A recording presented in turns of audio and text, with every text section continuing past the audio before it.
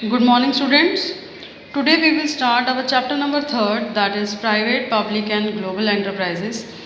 And due to our new revised syllabus, global enterprises is excluded from your chapter this year. So, in this chapter we will discuss private and public, and in our second chapter we have already discussed about private sector enterprises deeply. And in this chapter we will get to know about the public sector enterprises. So first of all, the meaning of private sector enterprises. The private sector enterprises consist of business owned by individual or the group of individuals. Private sector enterprises क्या हैं? ये वो enterprises हैं जिनके honour जो हैं वो individuals और ग्रुप ऑफ इंडिविजुअल्स हैं. As we can take the example of Reliance Industries. And there are various forms that we have already discussed in our chapter number 2nd, that is forms of business organizations. Private sector enterprises includes sole proprietorship, partnership, joint Hindu family business, cooperatives and company. Now, what is public sector enterprises? So first of all, its meaning. Public sector and consists of various organizations owned and managed by central, state or both governments. So public sector enterprise एक ऐसी enterprises होती हैं जो कि manage and control जो है government directly करती है, whether it is central government, state government, or it is managed by both of the governments, state or central. And the government participate in the economic activity of the country through these enterprises. As we all know that government has distributes its working within the different departments, as such railway department, textile department, telegraph and postal departments. तो जो government है वो अपना work जो है divide कर देती है डिपार्टमेंट्स में, और इन डिपार्टमेंट्स के थ्रू ही they will able to work properly. Now the features of public sector enterprises. First, capital is contributed by the central और the state government both. In public sector enterprises capital which is contributed is by central और state government. जो main second is the main objective is social welfare और the public welfare.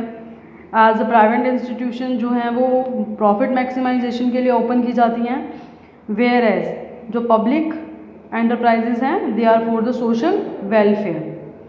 Management and control is in the hands of government. जो whole sole manage करते हैं public enterprises को वो है government. Next one is it is accountable to the public. Whatever the decisions, whatever the organization do in the public department, they are fully accountable to the public. जो भी decision लिए जाते हैं, जो भी कुछ किया जाता है मैनेजमेंट में, वो पब्लिक को फुल अकाउंटेबल है उसके लिए. Next one is forms of public enterprises. There are 3 different forms of public enterprises. First is departmental undertaking, second one is statutory corporations, and third one is government companies.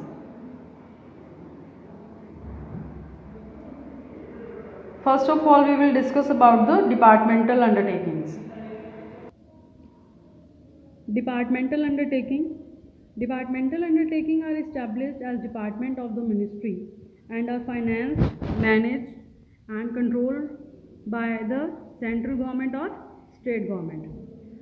Government क्या है? Government जो different departments में divided है already, and there are different ministers appointed to that particular department, as there is railway minister, education minister, and every department has their ministry and they are financed by the government itself. Managed and controlled by either central government or the state government. They are also managed and controlled by whether it is centrally or state government.